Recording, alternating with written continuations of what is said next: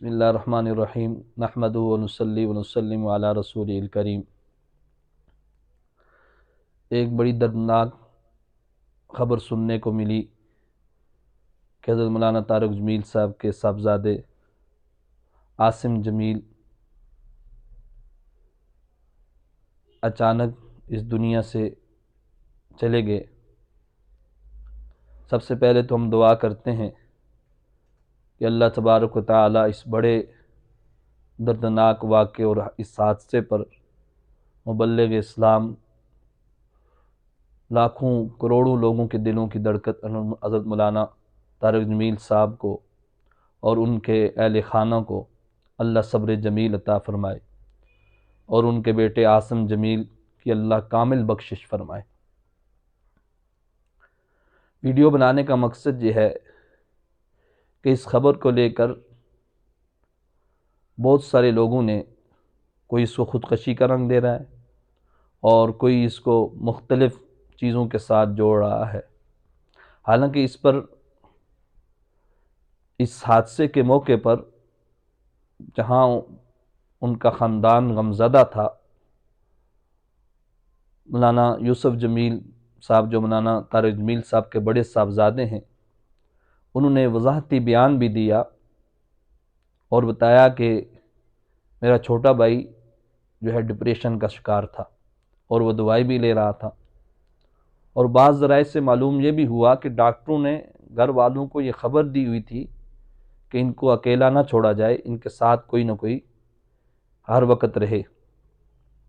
بہرحال یہ تو حادثہ پیش آیا، اس پر جو لوگوں نے مختلف کمنٹس کیے، مختلف پروپیگنڈا کیا جا رہا ہے اور یہ بات کہی جا رہی ہے کہ مذہبی گھرانہ تھا اور پوری دنیا کے اندر مولانا طارق جمیل صاحب واعظ کرتے ہیں، لوگوں کو دینداری کی طرف بلاتے ہیں، تبلیغ کرتے ہیں، اور اپنا بیٹا ان کا خودکشی کر رہا ہے۔ تو اس پر یہ جو بات کہنا اور ایسی سوچ رکھنے والے لوگ، اب اللہ تبارک و تعالی دیکھا جائے قرآن کے اندر نوح علیہ السلام 950 سال جو ہے دعوت و تبلیغ کا کام کیا، لوگوں کو اللہ کی طرف بلایا، لیکن ان کا اپنا بیٹا کنعان جو تھا وہ اسلام قبول نہ کر سکا۔ تو یہ بات کہہ دینا کہ جو ہے دینی گھرانہ تھا اور ایسا تھا ایسی بات کرنا یہ مناسب نہیں۔ تو بہرحال مولانا طارق جمیل صاحب کے بیٹے کا جو حادثہ ہوا، وہ بنیادی وجہ یہی بنی کہ وہ ڈپریشن کا شکار تھا، مریض تھا، اور اس کو خودکشی کا رنگ دینا یا اس کو کسی اور طرح پیش کرنا یہ درست نہیں ہے۔ ایسی حالت کے اندر تو شریعت نے مختلف چیزوں کی چھوٹ دی ہے۔ مثال کے طور پر اگر کوئی ڈپریشن کا شکار ہے، مجنون ہے، اور اگر اس کا دماغ کام نہیں کر رہا، اس حالت میں اگر کوئی اپنی بیوی کو طلاق دے دے تو بہت پہلے سے فقہا نے اس کے بارے میں یہ مسئلہ بتایا کہ اس حالت میں بیوی کو طلاق نہیں ہوگی۔ اسی طریقے سے اگر ایسی حالت میں جب ذہنی تناؤ ہو اور جو ہے مجنون جیسی کیفیت ہو، ایسی حالت میں اگر کوئی زبان سے کفریہ کلمہ بھی کہہ دیتا ہے تو اس صورت کے اندر بھی یہی بتایا گیا کہ ایسی صورت میں اس کی زبان سے کفریہ کلمہ جو نکلا وہ اس کی بیماری تصور کیا جائے گا، اس سے وہ اسلام کے دائرے سے باہر نہیں نکلے گا۔ تو جیسا کہ مولانا طارق جمیل صاحب کے بیٹے مولانا یوسف جمیل صاحب نے اس پر وضاحت کر دی، اب اس پر پروپیگنڈا کرنا، منفی سوچ لوگوں کی طرف کہ جو ہے خودکشی کر لیا، ایسا کر لیا ہے، تو یہ بات درست نہیں ہے، بلکہ وہ ڈپریشن کا شکار تھا اور اس حالت کے اندر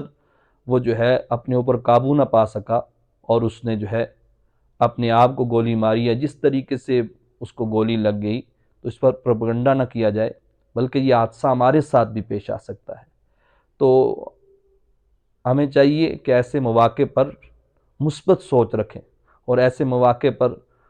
جو ہے پروپیگنڈا نہ کیا جائے، بلکہ لاحقین اور ان کے اہل خانہ کو اچھے کمنٹس کیے جائیں، ان کی تعزیت کی جائے اور انہیں جو ہے ان کے لیے صبر جمیل کی دعا کی جائے۔ اللہ تبارک و تعالی سے دعا ہے کہ اللہ تبارک و تعالی ہمیں ایسی ناگہانی اور ایسے حادثات سے ہمیں بھی اور تمام امت مسلمہ کے ہر فرد کو اللہ جو ہے اس کی حفاظت فرمائے۔ اللہ تبارک تعالی ہم سب کو حفظ و امان رکھے۔